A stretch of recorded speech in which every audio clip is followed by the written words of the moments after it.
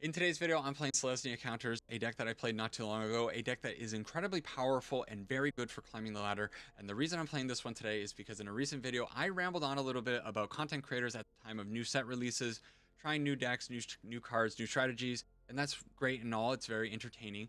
But what ends up happening is that those things get a more than favorable light shown on them, and it kind of gives people the wrong expectations. And the reason for that is because of the YouTube game, because everything needs to be busted and broken and 80 and 90% win rate on YouTube to get those clicks. And then people end up falling into the trap of crafting these decks and they don't live up to the expectations of those videos. And that sucks because, like I said, wildcards are limited. So I figured today is Monday. We can do a little bit of a meta Monday thing, get a little bit sweaty, remind people that the meta is still the meta. And in fact, the meta has not changed since Marvel Superheroes released. The decks that were powerful 1 or 2 months ago are still the decks that are powerful today, the decks that are climbing the ladder very effectively and efficiently. So what's going on with the Selesnya Counters deck? Well, you know exactly what's going on with this deck. I'm not going to talk about it. Not that much, because it is just a deck that's full of above rate cards. Of course, we are playing Badgermole because we're playing green. If you want to be competitive, you're playing green, you play Badgermole. We're also playing Ouroboroid because if you're playing green and you're playing creatures and you're playing Badgermole, you also play Ouroboroid. Practiced offense, a card that's probably ended more games for you or against you than any other card in standard these days. It's just insane. And of course, even the 1-drops are kind of cracked. Ambitious Augmenter, just a really good 1 CMC card that gets out of control very quickly if it's not answered. And Pawpatch Recruit, a card that's very powerful on turn 1, but also scales into the mid game with that Offspring ability. So as you can see, everything in the deck is just good.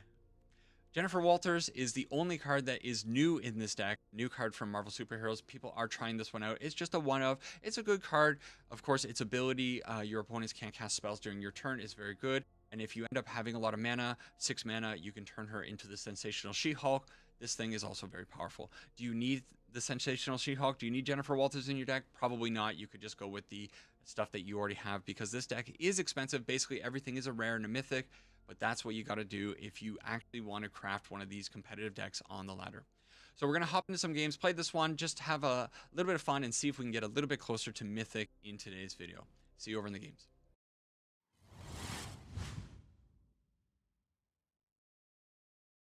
All right, let's try to climb this ladder, get a little bit sweaty in standard, play a deck that I think is going to be pretty good, pretty competitive. Opening hand, we need a little bit of a payoff, but maybe we'll draw into one of those. I think it's probably okay, and we're probably going to be looking to do the Pawpatch Recruit for the Offspring with the way this hand is looking. Wait, we get to keep this one. Turn 1 Llanowar Elf, not a bad thing. We can follow it up with turn 2 Offspring Pawpatch Recruit, and if the opponent is playing spot removal, Pawpatch Recruit. And don't forget about this card. This card is such a good card. Unfortunately, I think it is going to be rotating in the early. You don't want to see that. When you're playing this deck, you do not want to see or Azorius, Mana Base. You definitely don't want to see Great Hall, the Biblioplex. These are the cards that destroy us. Absolutely wreck us. And Firebending Lesson is a really good card for the opponent off the start. So we got to play out the Michelangelo. We have no choice about doing that, and I think old Ed 6311112 probably has exactly what they need to deal with us. Do they miss their land? Ooh, they missed their land. We get a Surrock onto the field, an uncounterable Surrock. If they miss their land drops a couple of more times, okay, hold up. Now, I really want to get this Ouroboroid on the field, but I'm afraid that the opponent is probably sandbagging. This spell can't be countered, unfortunately. They probably have a No More Lies. That's what I'm betting on. So what I could do is just put Pawpatch out as a 1/1 instead of the Offspring thing. Maybe this is a little... not have anything? They don't have anything. Wow. They're gonna go after my Surrock, I think. So I'll put the mutagen token here. I don't know, maybe I was a little bit too cowardly in this matchup. And that's how you beat Azorius control. You slam them into the ground. You pray that they don't have their 3rd land drop. And You move on and just smile. What did my opponent keep in that last game? They kept a 2-land hand with Firebending Lesson. That's it. They didn't keep anything else that could have helped them out. That's wild. I keep forgetting to be courteous as well. I gotta get better at saying hello to my opponents and maybe waving to them. I got all these emotes and I never use them. Ooh, that Temple Garden was pretty great. So I think what we're gonna do is we're gonna go Ambitious Augmenter into the Badgermole Cub just to build up the Ambitious Augmenter a little bit. And now we actually have an insane amount of mana, right? Next turn we're gonna have 6 mana. We could actually do Practice Offense, and Snakeskin Veil. If the opponent doesn't put anything onto the oh, we can't do it because it's not a basic land. Still, we have a lot of power here. Do we just do one? I think we do one, right? The question is going to be, do we hold up the Snakeskin Veil? And probably not. Yeah, this is definitely a Kavaro list. What could they have? They could have Day of Black Sun, but it would be X1. It's easy. You just go first, and you don't even let your opponents play anything. That is the standard environment we live in. Badgermole Cub's fine. We don't need to ban it, right, Wizards? Just absurd, isn't it? Just absurd. This time around, we had the same, kind of the same opening hand. And going to be a little bit. I think you'd still keep this one, right? Like, you have your, obviously, turn 1 Llanowar Elf. If you end up finding the basic land, then you're in really good shape. And we're against an Edge Rover, and they're on the play, so that's going to be a bit of a problem. This card's kind of cool, right? A Robot Scout, Artifact Creature, 2/2 with Reach, and each player creates a lander token. So, okay, we are against a, not Dredge, what is this called? This is Delirium. Man, Delirium. Remember Delirium? Well, a little unfortunate that we didn't find the basic land, but also fortunate that we found a Badgermole Cub. So now we have 5 mana for next turn. So what we can do is drop the Llanowar Elf, put out the Ouroboroid, and just survive is where we're at with this one. Yeah, we got to take it. We have no choice but to take 7 damage. Oh, we find a land. It helps quite a bit. So 6 mana. I don't know how.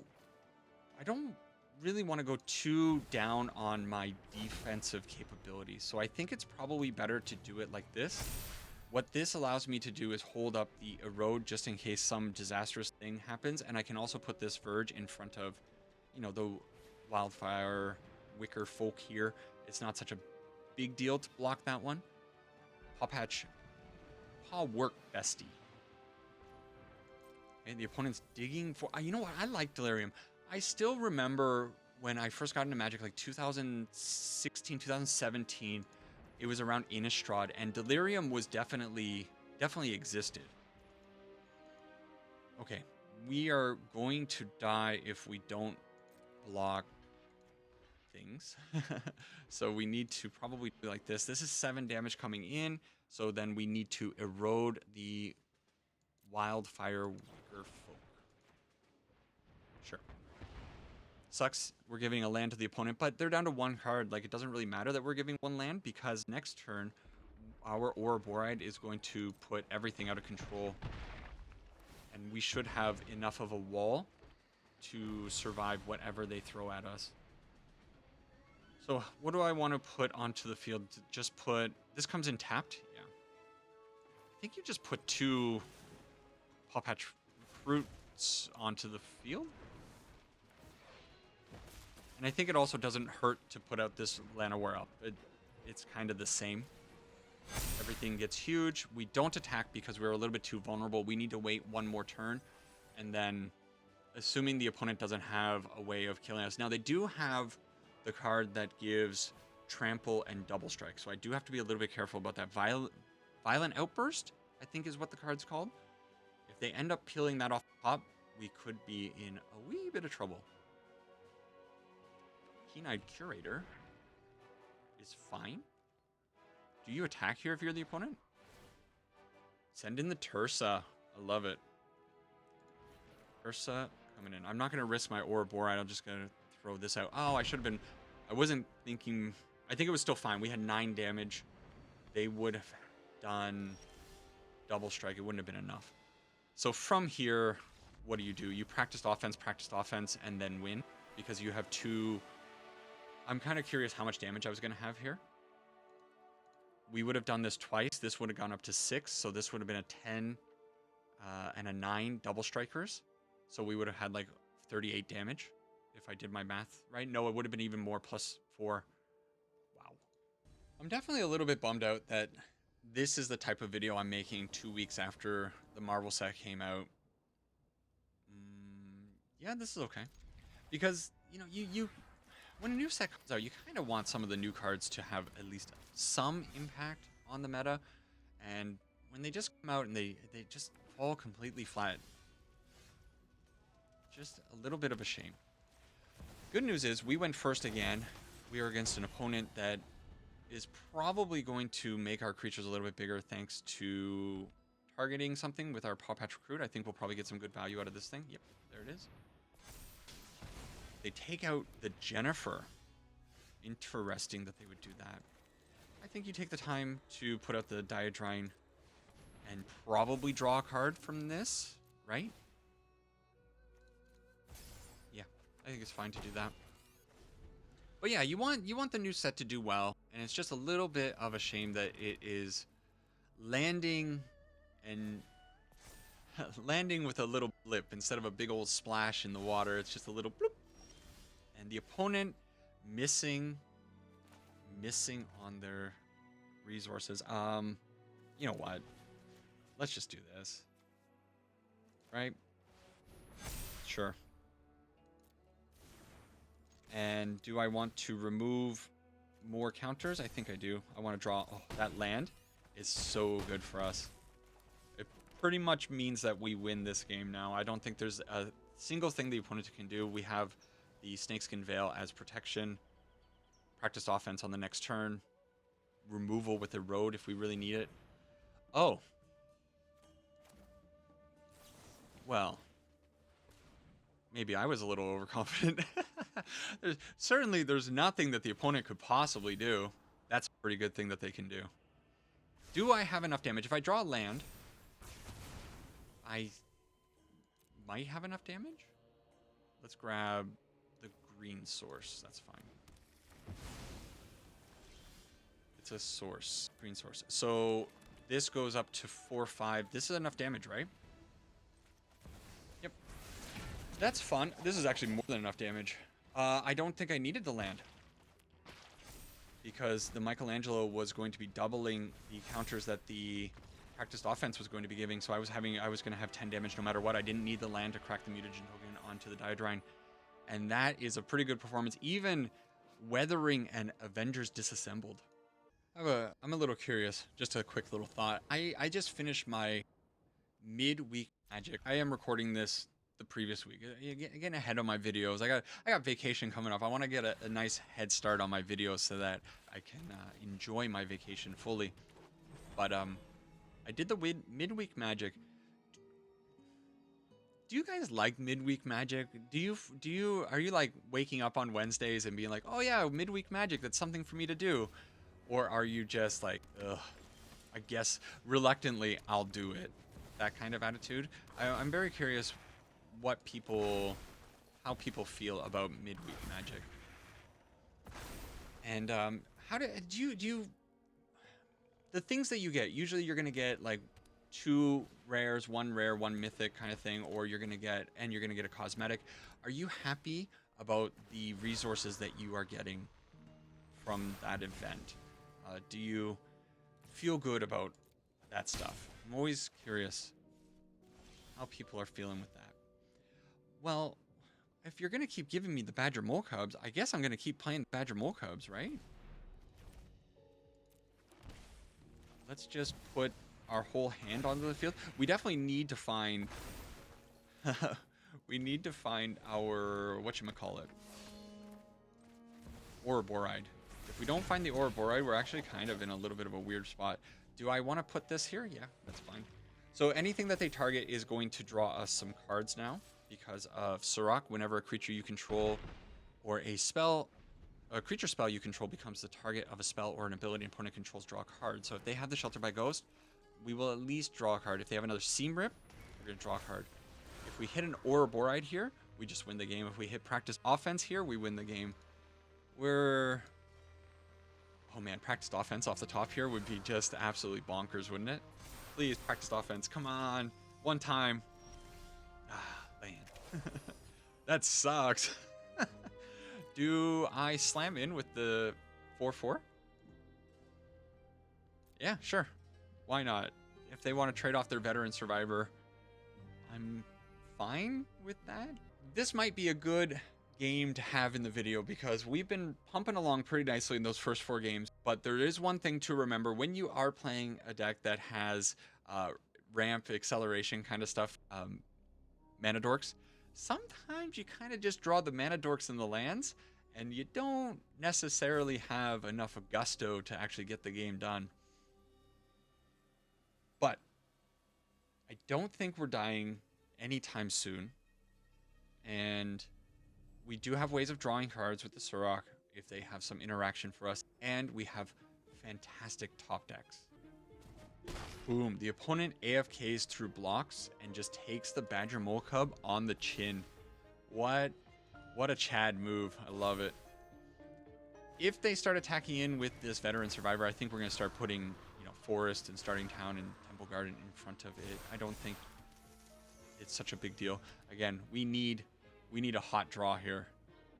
Okay, the opponent decides to pass through, and what did I say about drawing? I guess I didn't. I should have put out the Forest to do this one. It's fine. So we actually can't attack in anymore. And the opponent is going to get a double striking Veteran Survivor, potentially. Hopefully they don't give it flying. And that resolves. So we just pass through. I kind of want them to start targeting our stuff so that our Surrak actually draws us some cards. We desperately need to go a little bit deeper in our deck. We're only 11 cards into our deck, and of course we found Mana Dork, Mana Dork, Mana Dork, Mana Dork, Mana Dork. Yeah, we've really only found these 2 cards as useful things for us. Wonder Weave Aerialist. The opponent is giving us so much time to get back into this game. I really regret tapping this Forest, by the way. I wish I didn't do that. It's fine though. We can sacrifice our Temple Garden, and again, practiced offense off the top. Please send your spirit energy back in time to the top of my deck and help me find practiced offense off the top one time. Let's go, deck. One time. We've been pretty lucky, actually. One time. Let's go. Oh, all of you non-believers, I can't trust you people.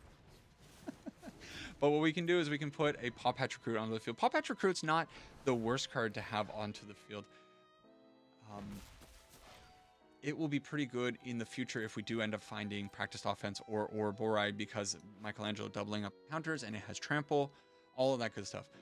Next turn, they are probably going to get in. Target creature gains Double Strike. This creature has flying as long as it's modified. Does Double Strike count as modified? I don't think it does, right? No, it doesn't. So modified is equipment, auras you control, and counters of modification. Well, there you go. Okay, Surrak, let's go, baby. We're going to draw 2 cards here. We are putting +1/+1 counters onto our Paw Patches because they trample. Snakeskin Veil. Okay. We're protecting the Surrak, right? Yeah. If they have another Shelter by Ghost, then we can draw another card. Snakeskin Veil there off the top. Not bad. And that's a 6/5 Surrak now. We are going to take a little bit of damage here. We're going to take a lot of damage here. We're going to take near lethal damage. Oh, we're taking lethal damage here. I love it. It's so good. We most certainly deserve to go down. And you know what? It happens. We gave the opponent plenty of time. The opponent gave us plenty of time to find what we needed, but top of the deck just didn't provide. All right, let's hope our deck does start providing. The opponent's deck definitely provided exactly what they needed in that last game. Hey, you know what I would have loved about 2 minutes ago? Just one of those Ouroboroids. I think one of the Ouroboroids would...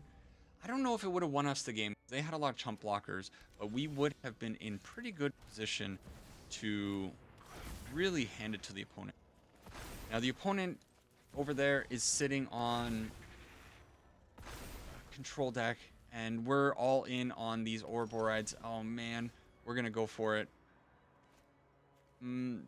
If they have...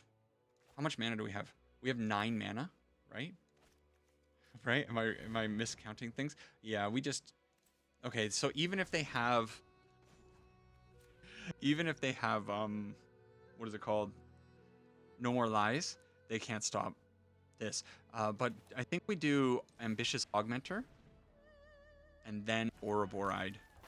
And if they try to No More Lies it, we pay the extra mana with the starting town. We'll be okay on that end.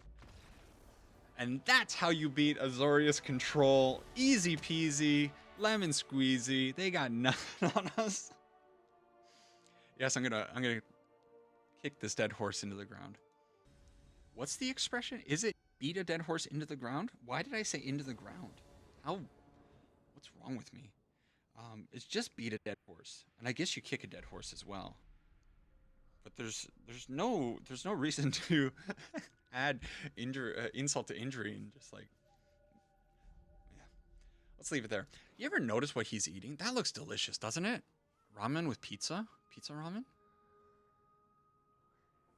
I bet Toxic and Salty Bra would love to try ramen pizza. We're keeping it. We're keeping it because Michelangelo plus practiced offense is a pretty good way to go about things, and the Snakeskin Veil also might end up helping us quite a bit in the end. We do need to hope that the opponent doesn't... we kind of hope that they use their mana a little carelessly instead of holding it up for removal for our creatures.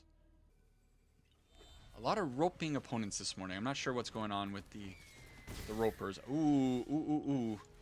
That's not good. That's really not good. So we're going out with our Llanowar Elf, and you know what? I think I actually have to go Michelangelo. If they end up blasting things, they end up blasting things. But now that I know that this is an Izzet Prowess aggro list, I don't think we can mess around. We can't ease up.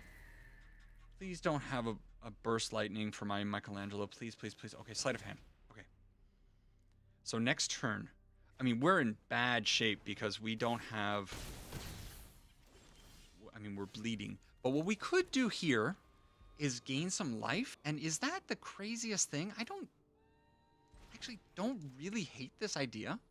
So we give Michelangelo double strike. Not double strike, lifelink. And I think we also put the +1/+1 counter on him here. So we go 5. I'm also going to hold the Snakeskin Veil.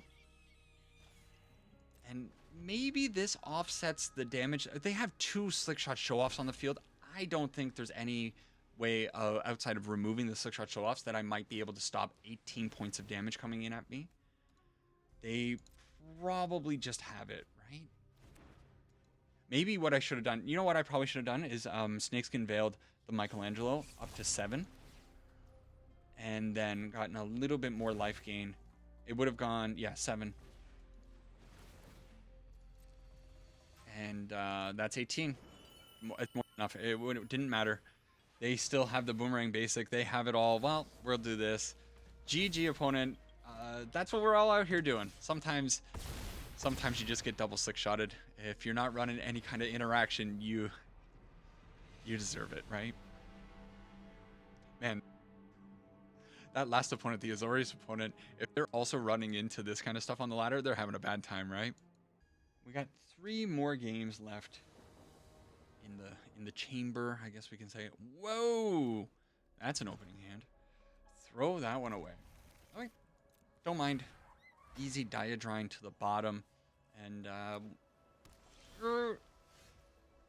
this? What's with this now? Do I want to pop hatch for 3? I don't think so. I think we just want to go out for 2. I suppose I could have put out the Hushwood Verge there. I didn't need to shock in the Temple Garden, but it's fine. We might be in a little bit of trouble here. They went first. We are definitely against an opponent that is on control, and that means that throwing down my poor Badgermole Cub into the No More Lie. Finally, I've been predicting No More Lies all video. Oh, it's just a quench. So the opponent is probably on the new Jeskai Lessons land destruction deck. It seems to be quite popular deck these days. And I don't feel good putting my Diadrine onto the field, although Diadrine will come out as a 3/4. I gotta play it out, right? Is it gonna just get countered though? What am I doing if I'm sitting here not putting out creatures onto the field? You know, it's over. Flashback. Wow. Flashback onto the quench, and we're sitting on 6 lands. This is where it all crumbles. There's a 0% chance we're winning this one. Let's see what they got. They find a land off the top too. All right. I'm gonna see one more draw. I'm not sitting through this one. GG opponent. We're not beaten. They already have 7 mana. We have 7 mana. Our 7 mana is not on the field, and their 7 mana is on the field. we're not beating that.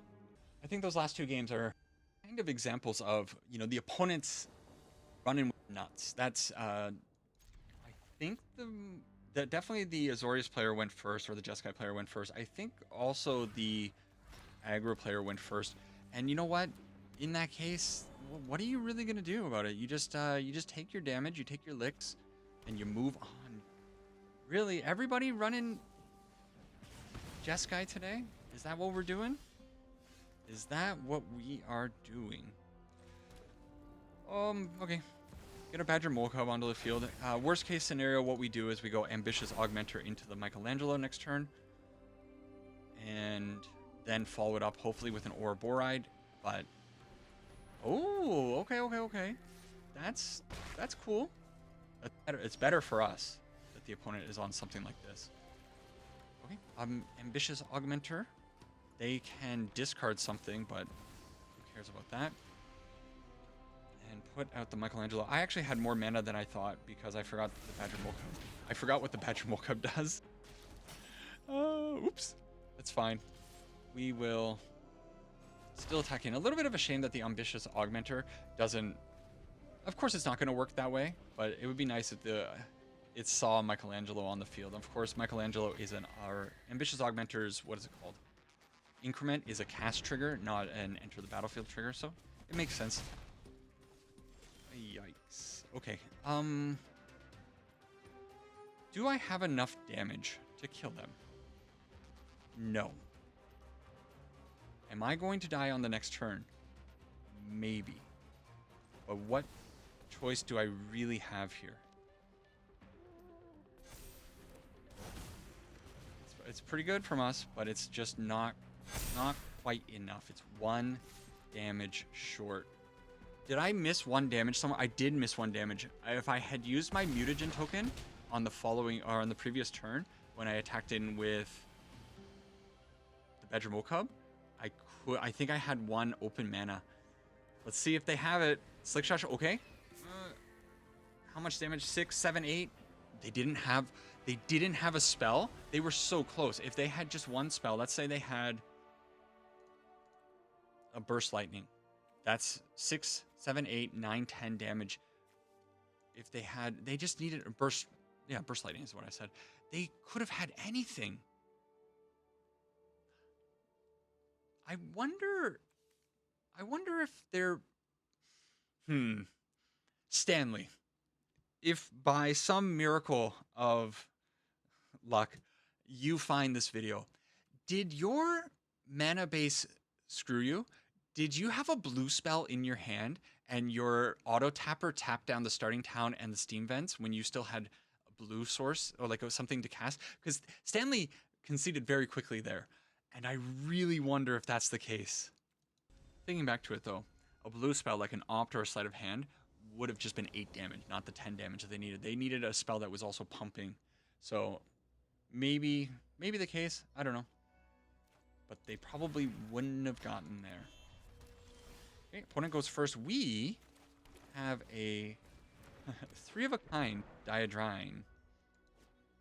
How bad for us? It's not great.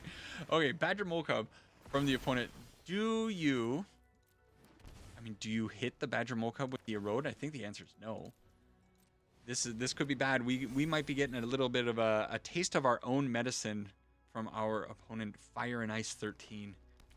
Tapped Underground Mortuary. Show me some information. No. Okay, they have 3 mana available to them. What are they doing with that? We wouldn't mind seeing some lands off the top, of course. We don't want to be sitting here at 3 with Llanowar Elf being part of that mana. And a Maelstrom Pulse. Oh boy. Land? Not a land. Well, they seem pretty threatened by my first Diadrine, so we'll go out with the second Diadrine. And missing the land is not great. Uh-oh. They're not missing the lands. They have more removal for my Diadrines. We're just... Okay. Okay. Alright. I think we were gifted that last game. We were gifted something in that last game. This time around, we're getting punished with somebody who is sitting there with a whole bunch of removal. We should have had the Paw Patch Recruit on the field a long time ago that we could have benefited from the triple targeting that they were doing on our creatures, although they would have just died. Let's hope the opponent... Okay. Emeritus of Abundance is good.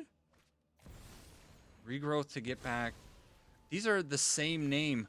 Oh, no. Okay, the good news is we get to put out the Diadrine. And so if they decide to fire off this Maelstrom Pulse on my poor Paw Patch recruits, they're going to make the Diadrine bigger. Okay. So now we have a 6/7. Diadrine. Yes, it's a thing, right? And we are at 12. We are at 12, but a little bit safe attacking in here. They don't have 6 damage. They have 7, or sorry, they don't have 7 damage. They have 6 damage. So this is fine. Are they flooding out? If we make it to the next turn and we can do practiced offenses, it's going to be so good for us. Even just one of them next turn is going to be really good for us. Okay. Are they coming in? Yeah. Come in with the Emeritus. Come in with... Yeah. Do I need to erode the Emeritus? And I think it's actually fine to erode the Emeritus here. I don't want them getting the regrowth. So this thing, whenever this creature attacks, if you have 8 or more lands, this creature becomes prepared. They were getting close. They have now 8 because of our help. But I don't want them going and grabbing the Maelstrom Pulse and all that stuff again. That's... Oh, it hurts. It hurts so much. What a card for the opponent to be using Badgermole Cubs and Emeritus of Abundance, and yet they're like, you know what? Let's throw some deadly cover-ups into the mix. All right. We got ourselves a good final game. We're going to be grinding things out with Fire and Ice here. It's a top deck war. They've removed my Paw Patch recruits. We are sitting on a pretty good card with a practiced offense.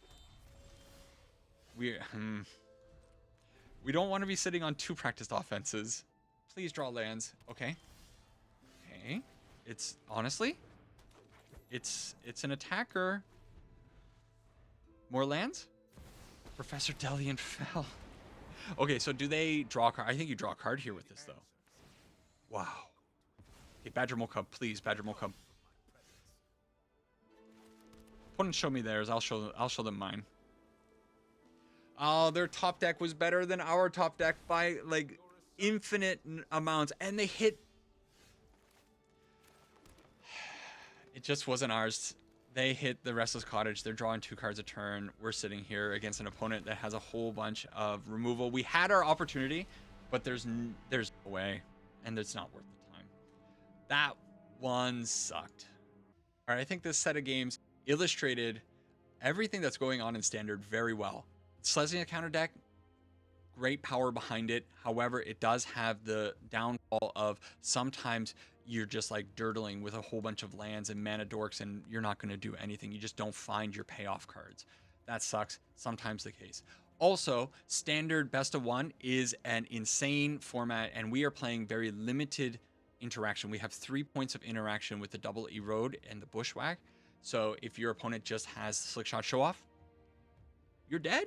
And if your opponent just has the timely board wipes, you might be dead, and like that. So, I mean, this was just, I think, a good showcase of typical variants. In the end, we went 6-4, not the best run with the deck, but I had been playing the deck beforehand and I had a little bit of a positive win rate. I think I'm probably actually going to sit down and probably play it a little bit more to try to rocket into Mythic with this one, because I do like playing it. It's a fun deck. But in the end, the core purpose of this video was be careful with what you're crafting. This is a great deck. It's got a lot of cool tools in it. Do be aware of rotation coming up, because it is coming up relatively soon. You got like 5 more months. So cards like Paw Patch Recruit, I do think, are on their way out. But this deck is also playing a lot of stuff that is going to be sticking around. So I imagine this sticking around, maybe. This deck is probably going to be okay. We always have... What is Llanowar Elves in? I think Llanowar Elves is in Foundation, so it's going to be sticking around. Actually, almost the whole deck is going to be sticking around. Paw Patch Recruit is the only one, and it's not the like a very important card. There's definitely replacements for it. So, yeah, that's it for this one. I hope you enjoyed it. Let me know what you think about meta decks and creators making, trying out things and maybe misrepresenting or over-representing what those decks are actually capable of doing. Always love to hear a little bit of insight from y'all. Appreciate all the comments. Like the video, help me out a little bit, and sub up if you haven't done so already at the end of the video. If you made it to the end of the video, you're the whole video crew, part of the whole video crew. I do appreciate some of you. Some of you left comments about that saying, I made it to the end. Hey, let me know. If you make a comment, just say, I made it to the end. Thank you so much for that support. Take care for now. Second time, I think. Sayang Ipana, and I'll catch all of you people in the next one. Bye-bye.